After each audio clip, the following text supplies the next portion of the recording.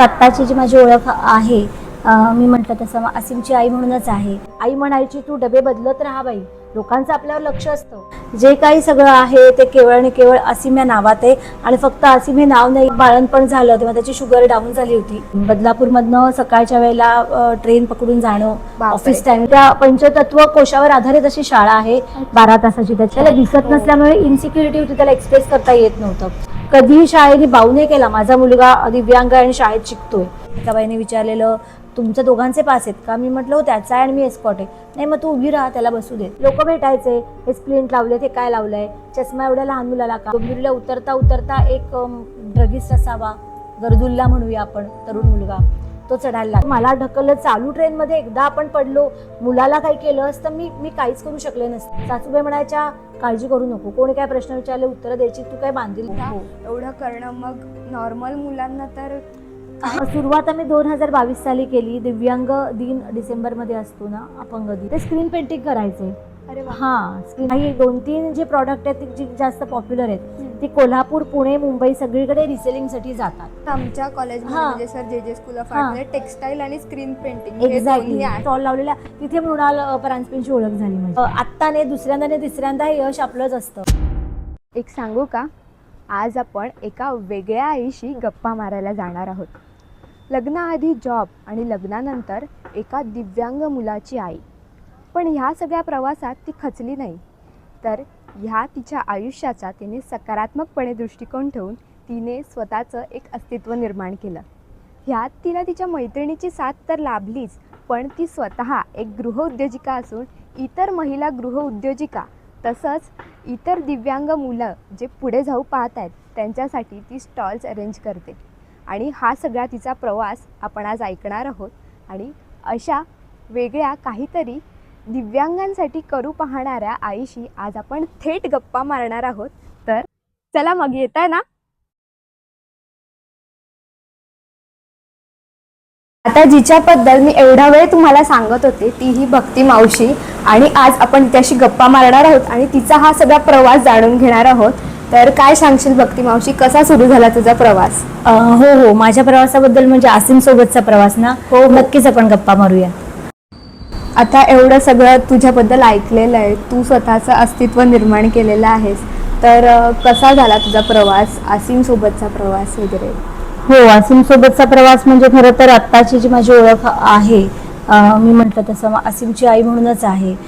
जरी तो माझा दिव्यांग असला मुलगा तरी एवढी खूप छान ओळख आपल्या म्हणजे इथल्या समाजामध्ये म्हणा किंवा आपल्या शहरामध्ये म्हणा किंवा आता जी प्रदर्शनं मी भरवते त्याच्यामध्ये म्हणा, जे काही सगळं आहे ते केवळ आणि केवळ असीम या नावात आहे.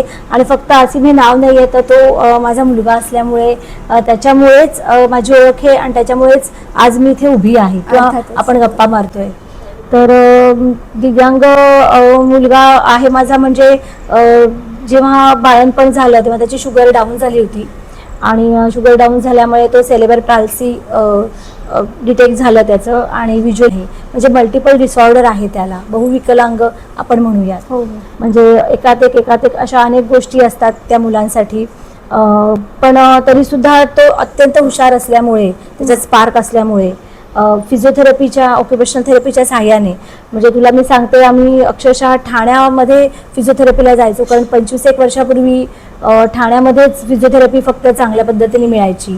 कर्जतपासनं मुंबईपर्यंत असे चांगले सेंटर पण नव्हते. आणि हिंदुजामध्ये त्याची ट्रीटमेंट चालू असल्यामुळे कसं झालं, त्याने आम्हाला सजेस्ट केलं जवळात जवळ ठाण्यात जा. परत आपण म्हणजे आम्ही इथे बदलापूरमध्ये राहत असल्यामुळे आम्हाला अपडाऊन शक्य नाही. 1 वर्ष आम्ही मुलुंडमध्ये राहून त्याची थेरपी केली.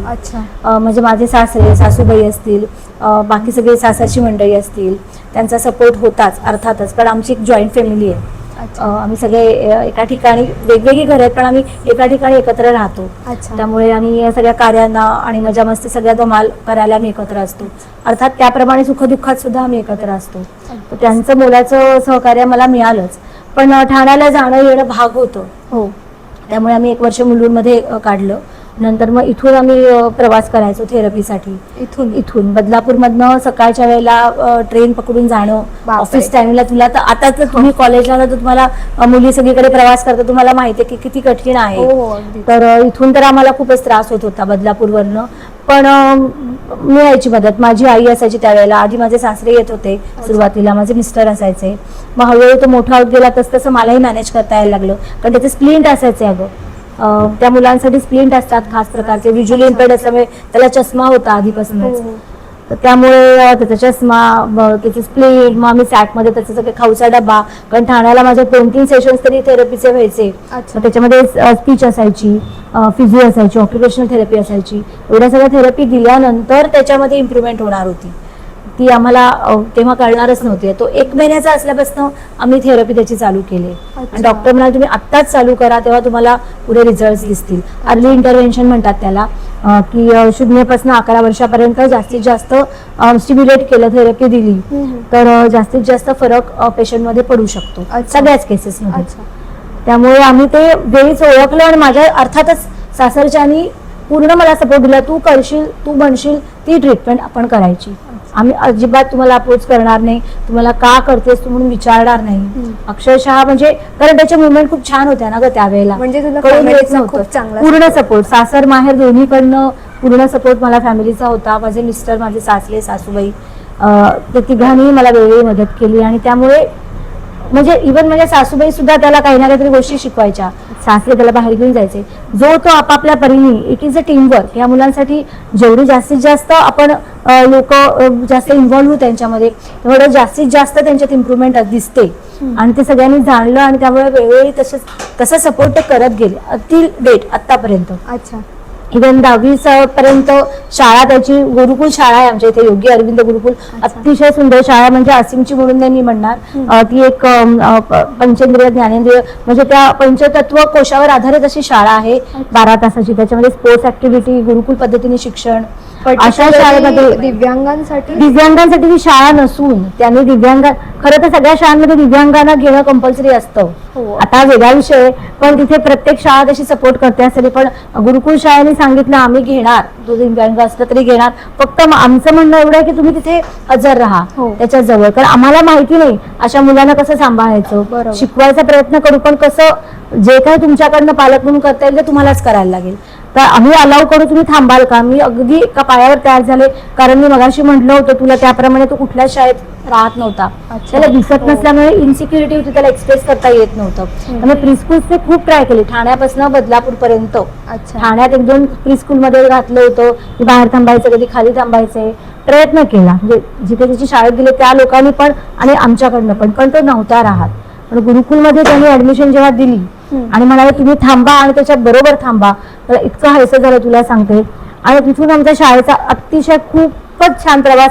म्हणजे मी शाळा जेव्हा 10वी पर्यंत शाळा केली, त्याच्यानंतर माझ्या मुलाबरोबर त्याचे 10वी होईपर्यंत, म्हणजे 2007 ते जवळपास 2020 सालापर्यंत आम्ही जी त्याची शाळेची जर्नी आहे ती खूप एन्जॉय केली गुरुकुल शाळेमध्ये.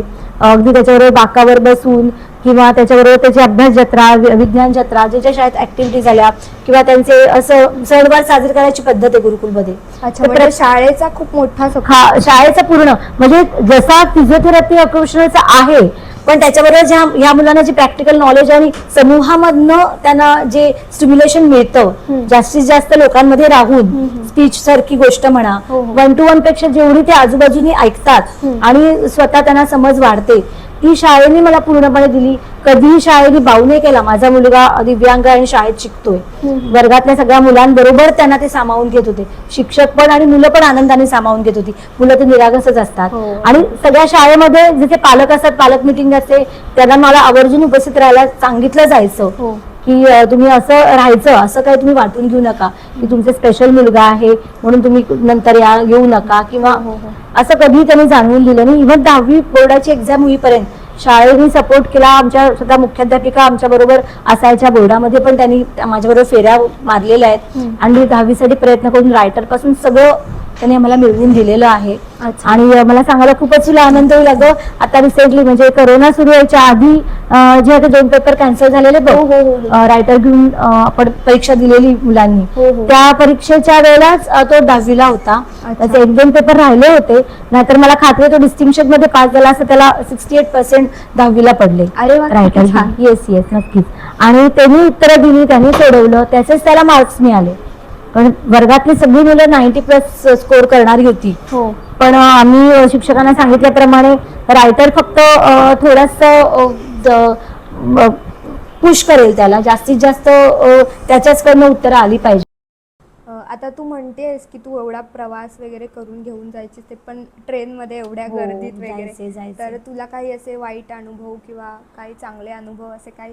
चांगले अनुभव आलेच. म्हणजे काय असतं, प्रवास सगळेजण करत असतात. एक तर प्राईम टाईम म्हणजे पीक आवर म्हणतो ना आपण लोकलचा, त्या पीक आवरमध्ये सगळे बिचारे आपल्या महिला धावत असतात, सगळे धावत असतात.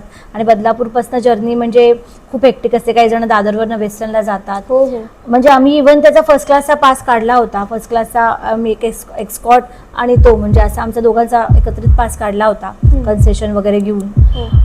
पण जे हँडिकॅपचे डबे असतात ते अत्यंत छोटे होते त्या वेळेला, म्हणजे साधारण 15 वर्षापूर्वी. नंतर ते मोठे डबल पण आले शेवट.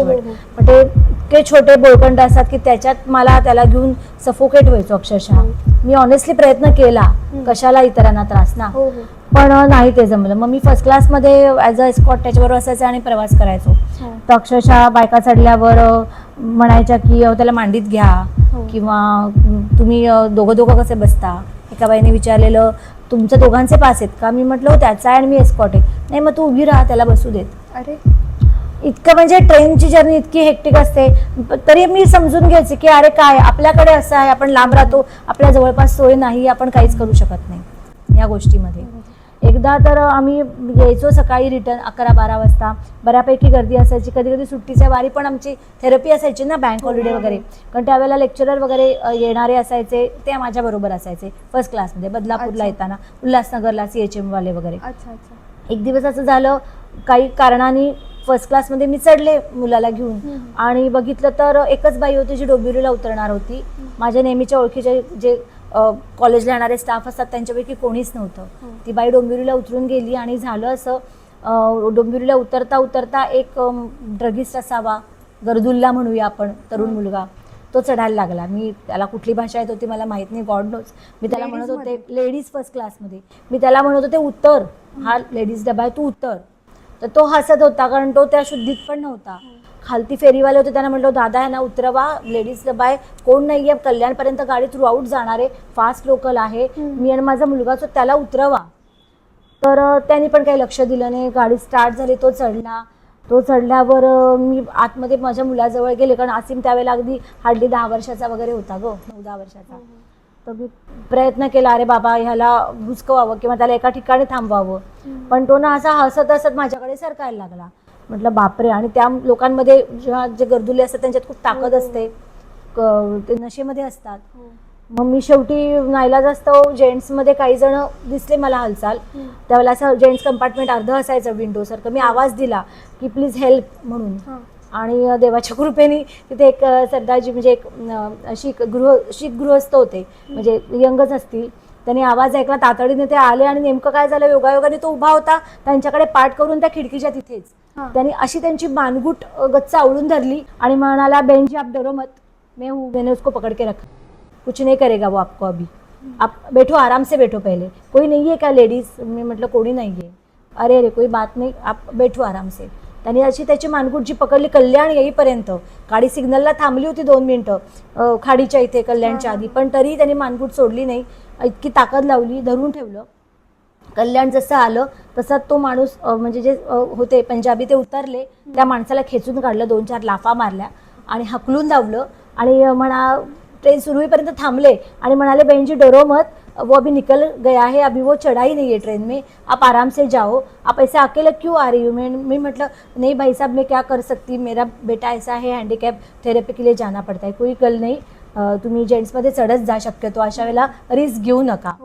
आणि खरंच देवानी देवदूत पाठवल्यासारखं त्यांना. अगदीच. तर मी इमॅजिन करायला लागले की काहीही होऊ शकलं असतं ग. हो नाही आपण असं आपल्याकडे एकटं असताना दागिने भीती असतात खूप असते. आणि मी प्रतिकार केलं, मला ढकललं चालू ट्रेनमध्ये, एकदा आपण पडलो, मुलाला काही केलं असतं मी काहीच करू शकले नसते. हो. म्हणजे मी अगदी हेल्पलेस होते. पण म्हणतात तसं देवदूतासारखे ते आले, त्यांनी पकडलं आणि मग त्या प्रसंगानंतर मी शक्यतो प्रयत्न केला की बँक हॉलिडे असले तर गर्दीच्या वेळेला सेकंड क्लासमध्ये चढावं. म्हणजे जेव्हा गर्दी कमी असते हो. तेव्हा सेकंड क्लासमध्ये चढावं. सेकंड लेडीजमध्ये पण मी चढून प्रवास केला, अगदीच फर्स्ट क्लासमध्ये नाही केला, कारण हा एक अनुभव गाठीशी होता ना. आणि दरवेळेला बाय रोड जाणं आपल्याला शक्य पण नसतं. त्यामुळे मग मी असे वेगवेगळे प्रयोग करत गेले. लोक भेटायचे, हे स्प्लिंट लावले, हे काय लावलंय, चष्मा एवढ्या लहान मुलाला का, इतके जण.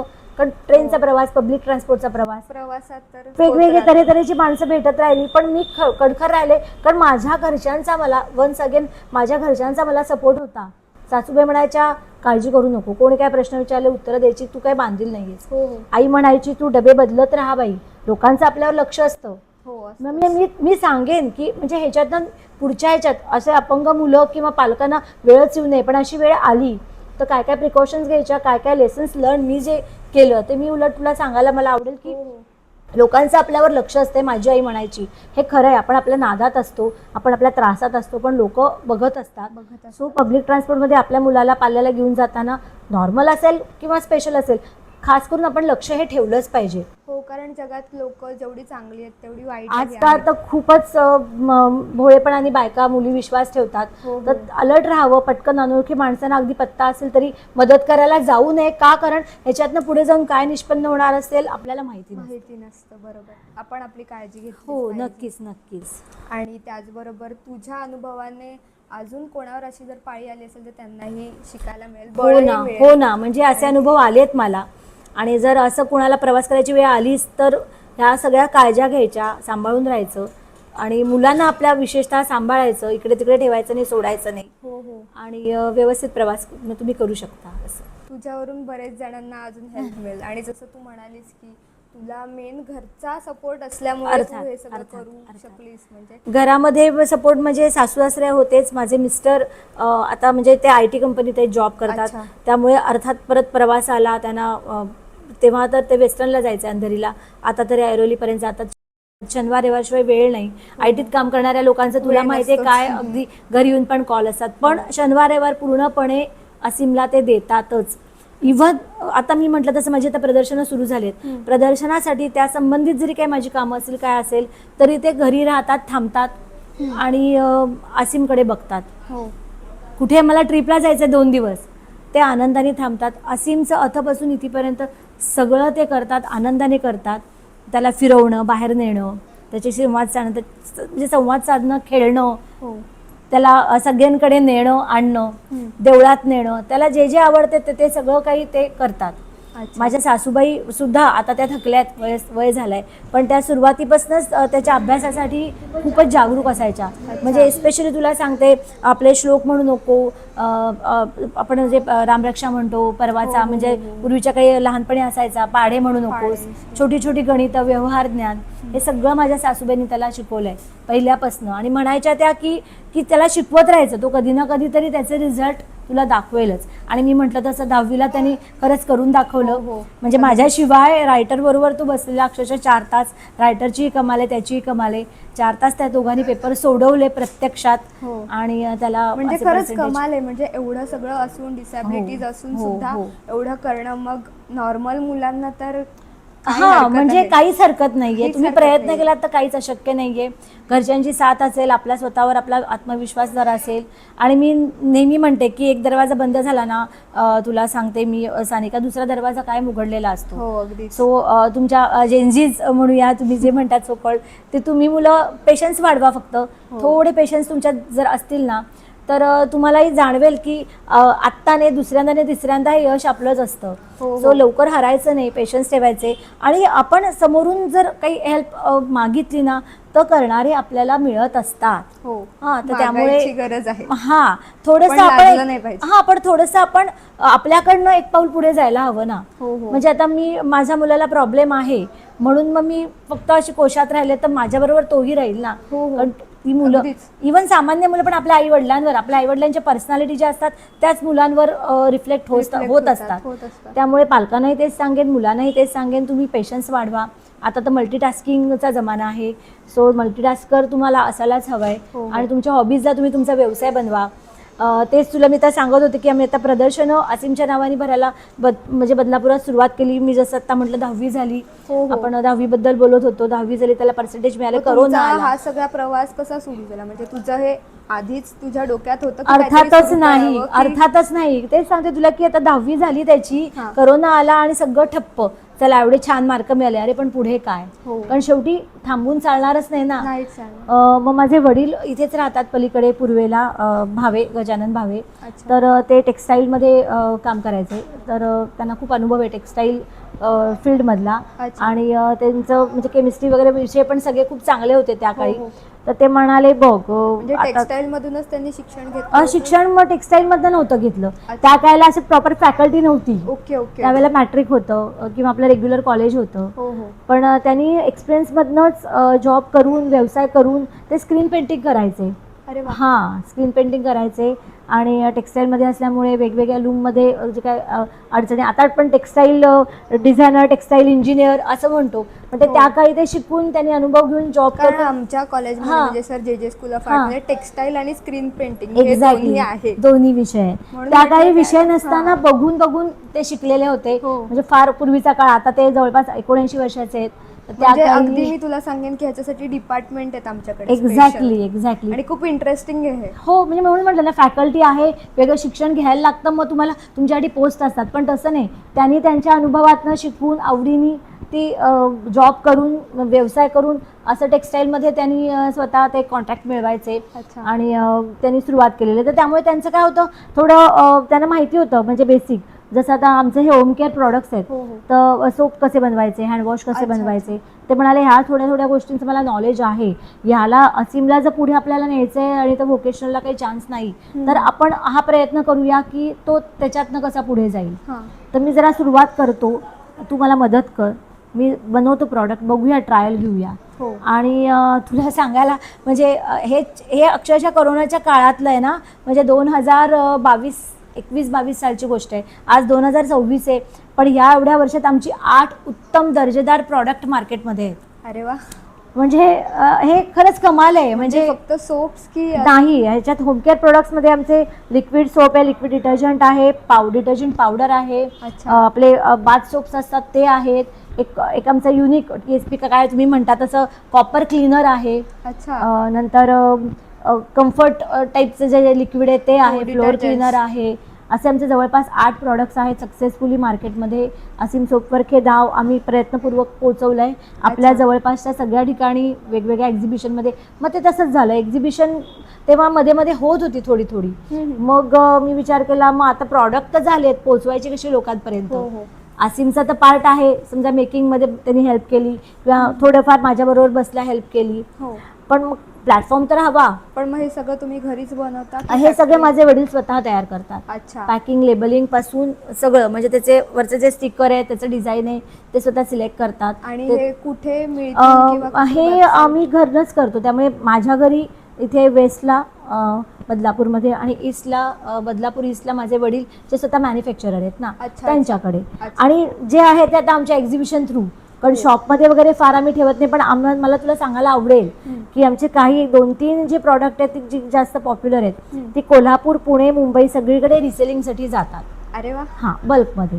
अच्छा. त्यामुळे रिसेलर्स आमचे चांगले तयार झालेले आहेत. ओके. कारण काय होतं, असीमला सांभाळून करणं, मी म्हटलं तसं मिस्टर जॉब करतात, वडील थकलेत, सासूबाई थकल्यात, हां. तर वाढवायचं म्हटलं तर आम्हाला खूप काही टीमवर्क लागेल, ते ॲट प्रेझेंट नाही आहे. अगदीच. तर मग घरातनं आम्हाला ह्या गोष्टी करता येतात. ऑनलाईनवर वगैरे आम्ही कुरिअरने वगैरे पाठवतो, आमचे रिसेलर्स आहेत. अच्छा. आणि ह्याच्यामध्ये मग आम्हाला असीमला इन्व्हॉल्व करायचं म्हणून हे सुरुवात केली. मग प्रदर्शनं आली, मग प्रदर्शनांमध्ये लावून बघूया का. मला आई म्हणाली कर, मग मग ती बाहेरची पण म्हणाल्या प्रदर्शनं कर. की कसं? नाही, मग आधी लोकली आम्ही छोटी मोठी प्रदर्शनांमध्ये स्टॉल लाव वगैरे केलं जवळपास. अच्छा. आणि मग डोंबिवलीला रोटरी क्लब ऑफ इंडिया हँडिकॅपसाठी भरवतात, अच्छा. तेव्हा मी 2दा तिथे लावलं. असीमचे एक थेरपिस्ट आहेत, त्यांच्या ओळखीने मी लावलं. अच्छा. हां, जे घरी येऊन स्पेशल एज्युकेटर थेरपिस्ट शिकवतात ते म्हणाले तुम्ही आहेत प्रॉडक्ट ना, तुम्ही ट्राय करा, तुम्हाला मिळेल. मग डोंबिवलीला रोटरी क्लब ऑफ इंडियामध्ये मी 2दा लावलं. तिथे सगळ्या स्टॉलवाल्यांची खूप छान उत्तम ओळख झाली. जे NGO वाले असतात, हँडिकॅप जे स्वतः असतात दिव्यांग त्यांची, किंवा काही लघुउद्योजक, अशा ओळखी झाल्या 2 एक्झिबिशन करून. बदलापूरमध्ये पण 1-2 एक्झिबिशन केली तेव्हा ओळख झाली. आणि मग मला वाटलं की हँडिकॅप लोकांचे पण प्रदर्शनं होत आहेत डोंबिवलीसारख्या ठिकाणी, मग आपल्याकडे का नको. हो, पण माझ्या एकटीच्या विचाराने काहीच होण्यासारखं नव्हतं. बरोबर. मग अशामध्ये मी प्रदर्शनांमध्ये भाग घेता घेता 1-2 ठिकाणी माझ्या बदलापूरमधल्या पण उद्योजिका आहेत त्यांच्याशी ओळख झाली. त्याच्यात मृणाल परांजपे म्हणून आहेत. अच्छा. हां, त्यांचा गोरेबंधूचं तेव्हा त्यांची एजन्सी होती. ओके. राजगिऱ्याचे लाडू, गोरेबंधू, कोकम, आगळ, कोकण प्रॉडक्ट. अच्छा. आणि माहित नाही, आमचं एका मिनिटात कनेक्शन झालं. खूप छान. मग म्हणजे याआधी तुम्ही दुसऱ्यांचे एक्झिबिशन्समध्ये तुम्ही स्टॉल लावायचो. आणि मग ही असीम आनंद मेळा म्हणून तू जे काही एक्झिबिशन ठेवतेस, येस. तर त्याची तू सुरुवात कधी केलीस? सुरुवात आम्ही 2022 साली केली. दिव्यांग दिन डिसेंबरमध्ये असतो ना, अपंग दिन, हो. त्या महिन्यामध्ये, तेव्हा आम्ही सुरुवात करायचं ठरवलं. मी म्हटलं जसं मृणाल ते माझ्याबरोबर होती त्यावेळेला. तर त्याचे जे थेरपिस्ट डॉक्टर आहेत ते पण होते. अच्छा. आणि स्कूल आपलं गुरुकुल, त्याच्यातले जे 1-2 शिक्षक होते ते म्हणाले आम्ही पण, तुझी इच्छा आहे ना तर आम्ही येतो. पण आता जागेचा प्रश्न आला. बरोबर. माझे मोठे धीर आहेत दिलीप देवधर यांचं, देवधर मार्केटमध्ये बेसमेंट हॉल आहे. अच्छा. रेडी. अच्छा. तर ते म्हणाले तुझी खूप इच्छा आहे, सगळं तू जमवणार असशील तर हॉल तुझा 2 दिवस तू तो घे, मी तुला इलेक्ट्रिसिटी वगैरे करून देतो. मग जाहिरात खूप गोष्टी डिटेलिंग येतं. कारण तू म्हणालीस त्याचं डोक्यात प्लॅनिंग होतं का, तर प्लॅनिंग तर काहीच नव्हतं, पण इच्छा खूप होती. एक गोष्टी करण्यामागे बऱ्याच गोष्टी असतात. आणि ते मला 1 बाय 1 सगळ्यांचा सपोर्ट, देवाची कृपा हे व्हायचं होतं, मिळत गेला समोरून. मी म्हटलं ना, आपण एक स्टेप पुढे गेलं की समोरून मदत येते. एक बाजू आपली थोडी असेल तर दुसरी बाजू. अशी आमची टीम तयार झाली. आमच्या जाहिराती झाल्या, जाहिरातदार मिळाले.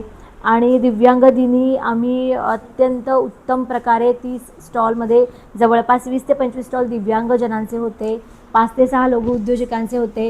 आणि खूप छान एक्झिबिशन आम्ही ते पार पाडलं. म्हणजे हे एक्झिबिशन तू दिव्यांगांसाठीच की दिव्यांगजनांसाठी मेनली होतं. आणि जे स्टार्टअप, कारण कोरोना होता ना ग, त्यामुळे काही लघु उद्योजक होते ज्यांना स्टार्टअपची गरज होती. आणि बरेच अशा उद्योग नवीन सुरू झाले, काही जणांचे जॉब गेले होते. मग असे पण आम्ही म्हटलं की अशांना पण जॉईन होता येईल आमच्याकडे, कारण शेवटी प्लॅटफॉर्म द्यायचा तर आपण सगळ्यांना देऊ शकतो ना. असं आमची सुरुवात झाली. त्याच्यानंतर अजून एक प्रदर्शन आम्ही बेसमेंटमध्ये केलं. पण मग ते दोन्ही छान झाल्यावर मात्र लोकांची म्हणजे रिक्वायरमेंट होती स्टॉलवाल्यांची आणि घेणारे जे ग्राहक होते की तुम्ही आता जरा मोठ्या प्रमाणात करा, इथनं बाहेर कारण ते छोटा हॉल आहे ना, शेवटी लिमिटेशन येतं. मग आम्ही पूर्वेला प्रदर्शनं काढणारे मंगल कार्यालय आहे आपलं बदलापूरमध्ये आमच्या, तिथे आम्ही सुरुवात केली. आणि आज आता जवळपास आपलं 15वं एक्झिबिशन येऊ घातलंय. 15 एक्झिबिशन 4 वर्षामध्ये झाली. मग जागा कमी पडायला लागली म्हणजे?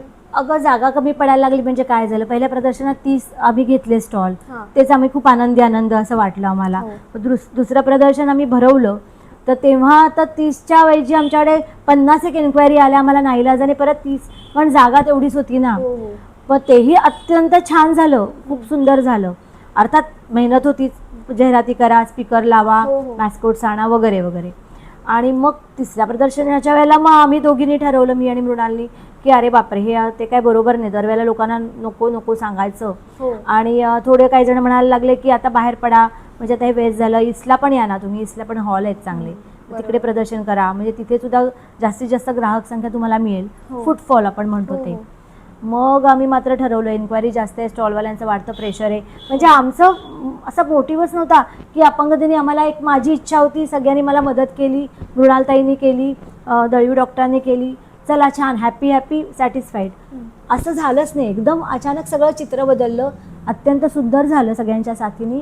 आणि लोकांची रिक्वायरमेंटच वाढत गेली, नाही तुमची मॅनेजमेंट खूप सुंदर आहे आहो, तुमच्या जाहिराती केवढ्या छान आहेत आहो, तुमचे स्टॉल केवढे युनिक आहेत.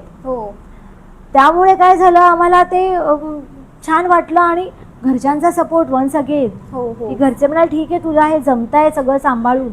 मग माझी वहिनी आहे जिने आसिमला 10वी होईपर्यंत सुद्धा साथ दिलेली होती, त्याचे अगदी म्हणजे बारीक सारीक गोष्टीमध्ये हो. पूर्ण वेळ 10वीची मी तुला ती मगाशी सांगितलं त्याचं शेड्यूल तर असं असायचं.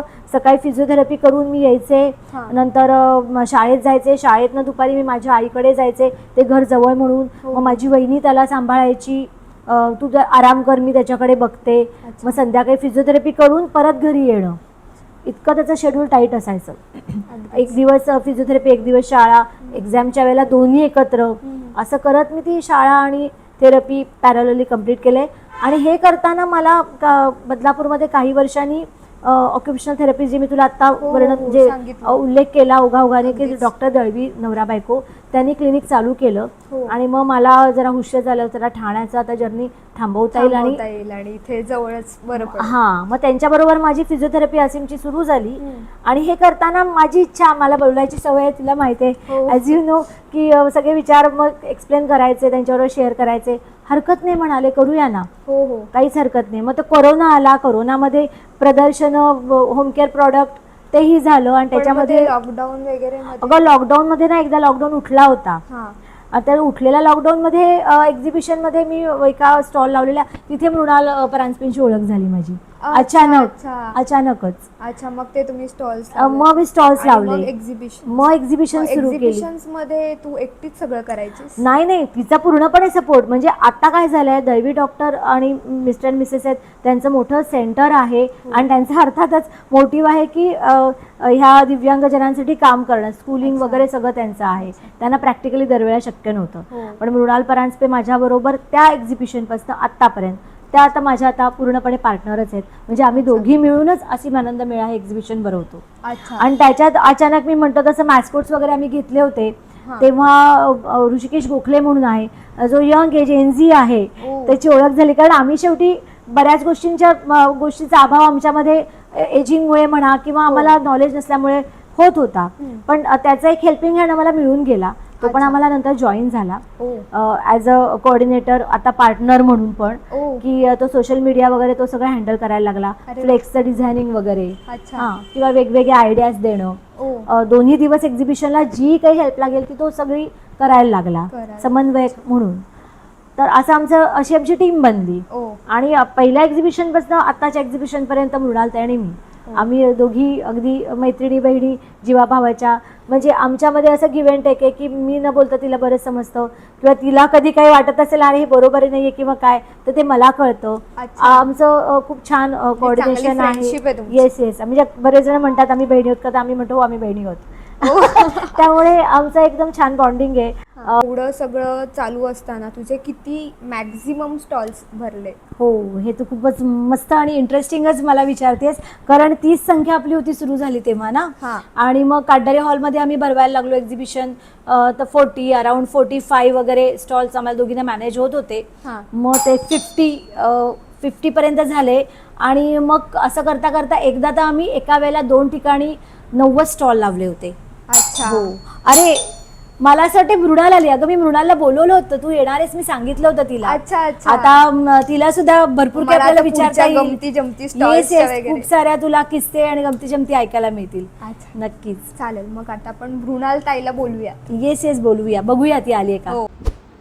बरं झालं मृणाल तू पण आलीस. ते आता मी आणि सनिका गप्पा मारत होतो आपल्या असीम आनंद मेळा, असीम बद्दलच्या तिला जे काय आतापर्यंतचा स्ट्रगल मला तुझ्याबद्दल सांगत होती, मला माहिती नव्हतं. तिला मी तेच सांगत होते, आतापर्यंतचा सगळा प्रवास तुझ्या साक्षीने झालेला आहे, याच्यापुढे पण होईल. आणि आता तुला माहितीये का, सानिका आहे ना आपली, तिने ते युट्यूब चॅनल चालू केलं आहे, कमाल कन्या नाव. पण काय कमाल आहे तिच्या चॅनलचं.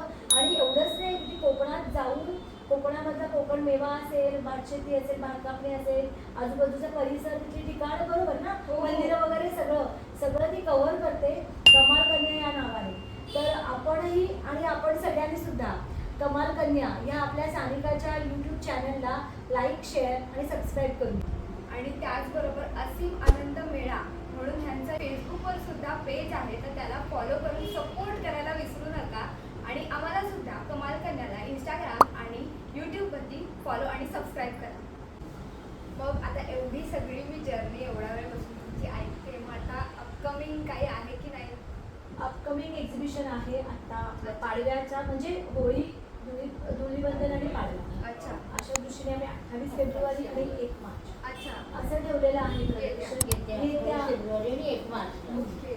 आणि तेव्हा पण असं बदलापूरकरांना छान छान सरप्राईजेस मिळणार अरे आहे. वा. नाविन्यपूर्ण स्टॉल असणारच आहेत. दरवेळेला आमच्याकडे कुठले ना कुठेतरी नवीन स्टॉल्स असतात. अच्छा. तसे यावेळेला पण असणार आहे. हो. आपलं सेरेमनी ओपनिंग सेरेमनी पण आपली ग्रँड असणार हो. आहे. 15वं प्रदर्शन आहे. अरे वा. So, खासच असेल आणि तुम्हाला लवकरच कळेलच. हो. त्याबद्दल वेळोवेळी आम्ही बदलापूरकरांना माहिती तुझ्या माध्यमातून देतच राहू. आणि तुमच्या पेजवरती सुद्धा अपडेट्स येतच जातील. येस. आता एवढा वेळ आपण ह्यांच्यासोबत गप्पा मारत होतो आणि ह्याच्यामुळे माझ्यामध्ये भरपूर पॉझिटिव्हिटी आलेली आहे आणि त्याचबरोबर ह्यांच्याकडून बरीचशी प्रेरणा घेण्यासारखी आहे. कारण की खूप कठीण प्रसंगांमध्ये सुद्धा त्यांनी काहीतरी ह्याच्याकडे सकारात्मक दृष्टीने काहीतरी खूप चांगलं दिव्यांगांसाठी काहीतरी करू पाहत आहेत आणि करतही आहेत.